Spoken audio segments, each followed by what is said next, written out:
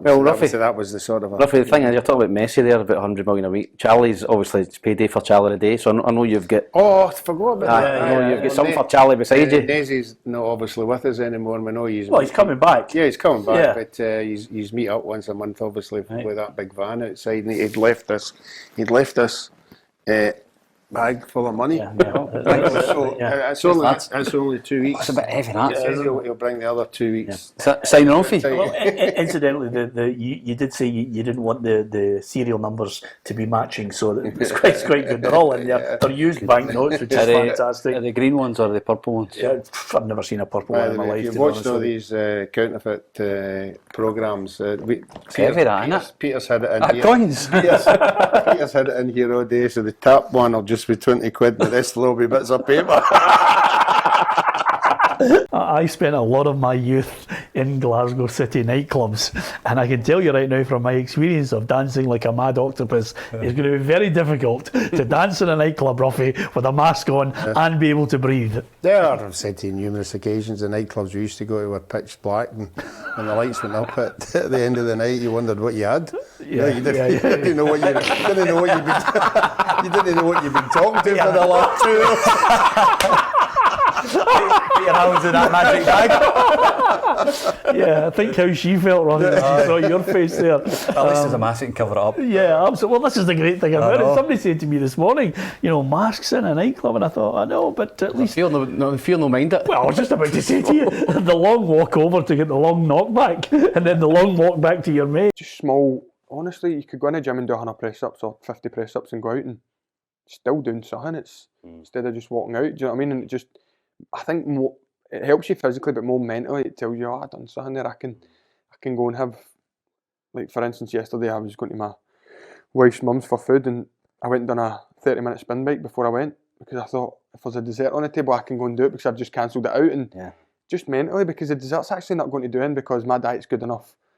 But then if I do that, I won't worry about it mentally, because I can tell myself, I've earned that. And it's just small things to change your mentality. I would have to say, obviously, when Craig was getting near my 53, I was very vocal of get him out of the squad.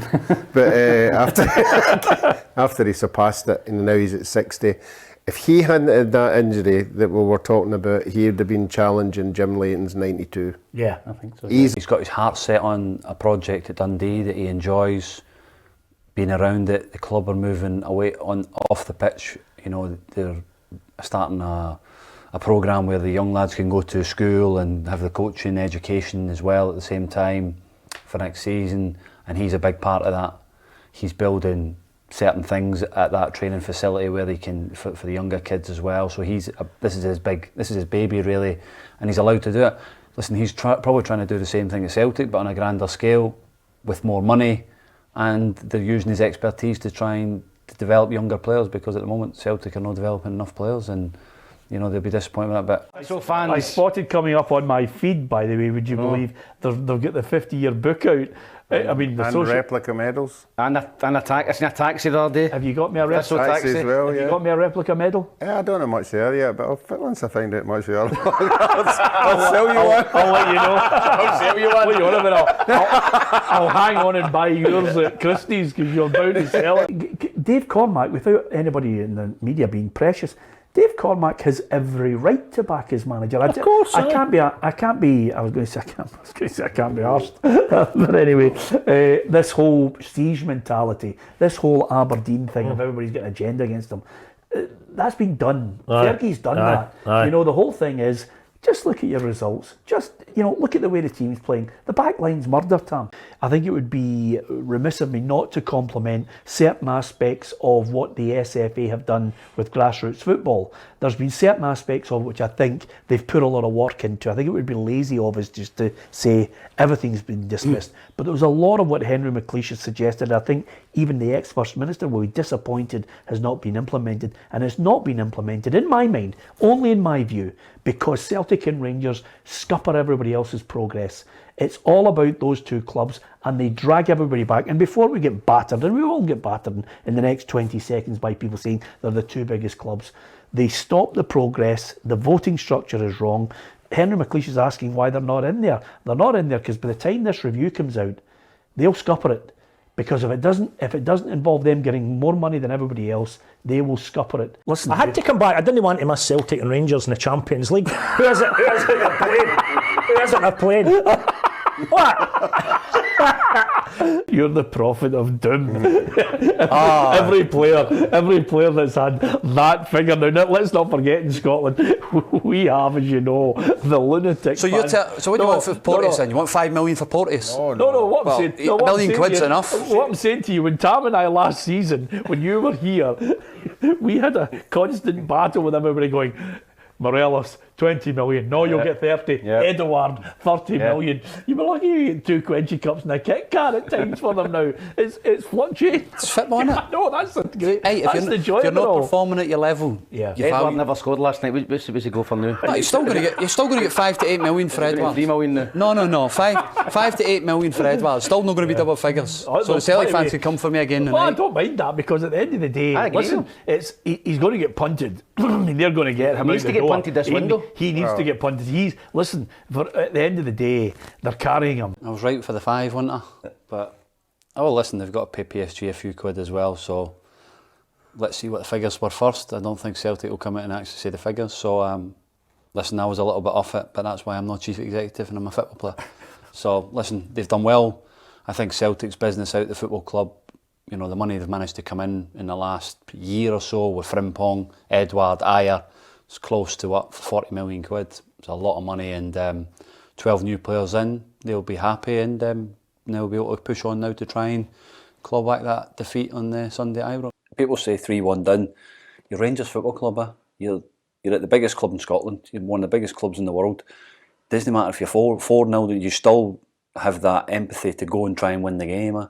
Listen, if Rangers scored within the next 5 minutes of the second half and it's 3-2, it's game on. So to have that mentality to go and change and say, 3-1, game was over, I'm not buying it.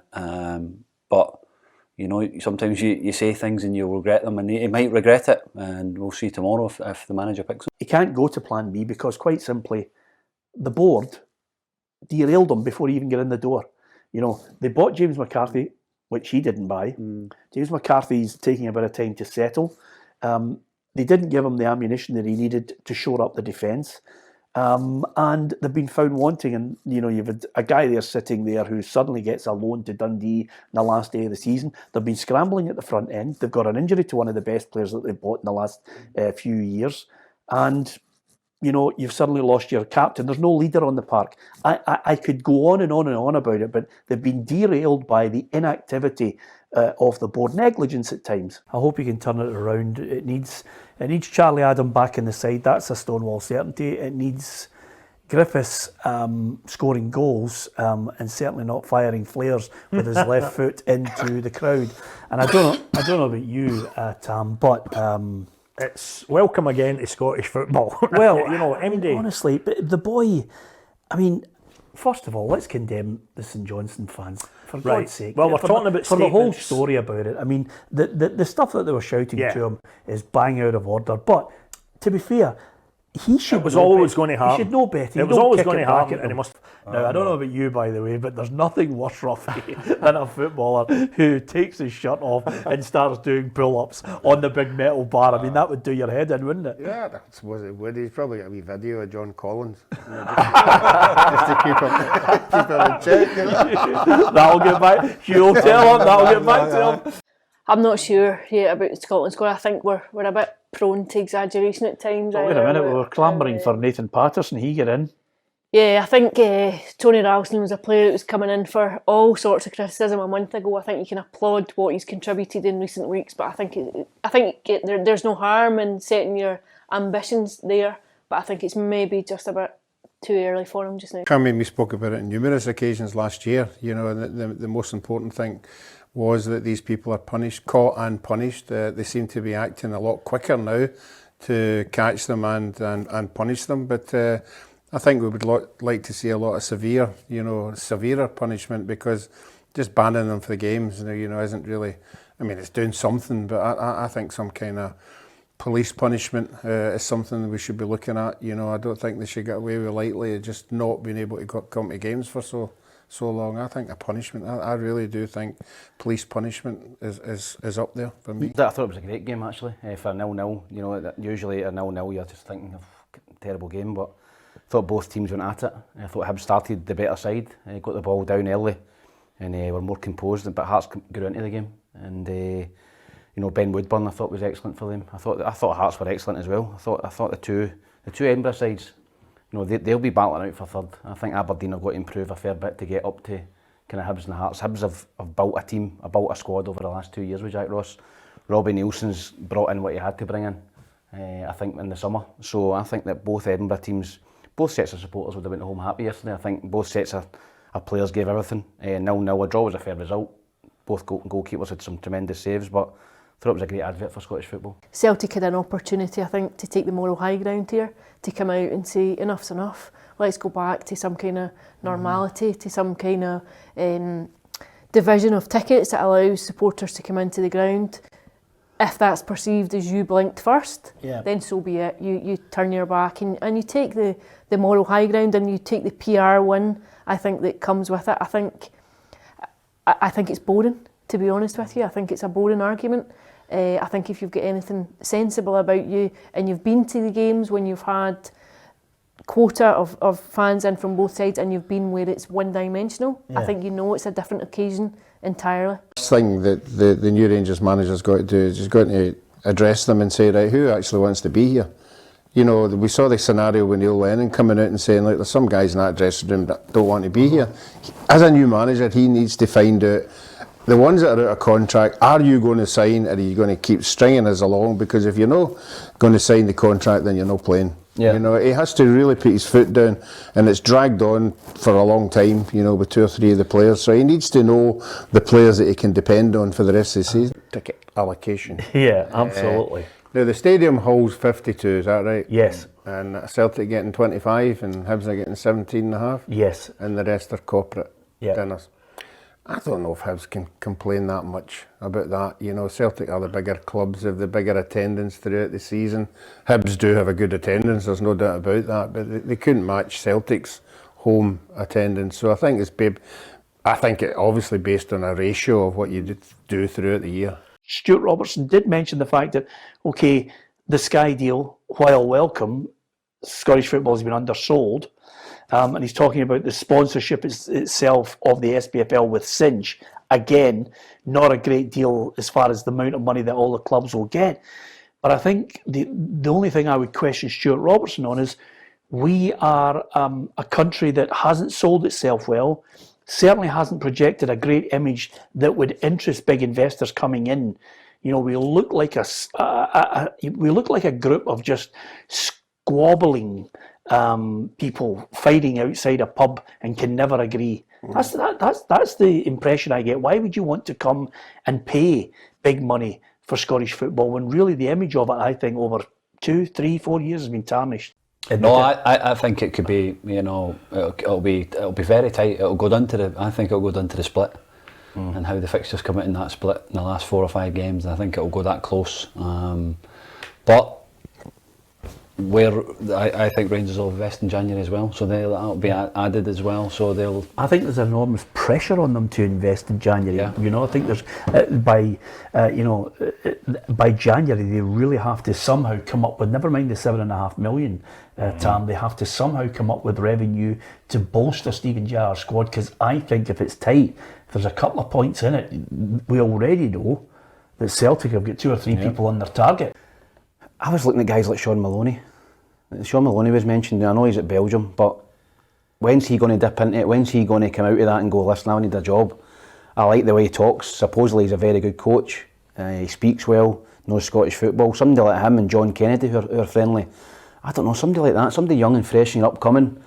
You know, I'm not taking it away with guys like Alec Neil and Derek McInnes who've got a great pedigree and done well, but just somebody outside the box, you know, and somebody who maybe go and play attacking football. You know, look at Sean Maloney at Belgium.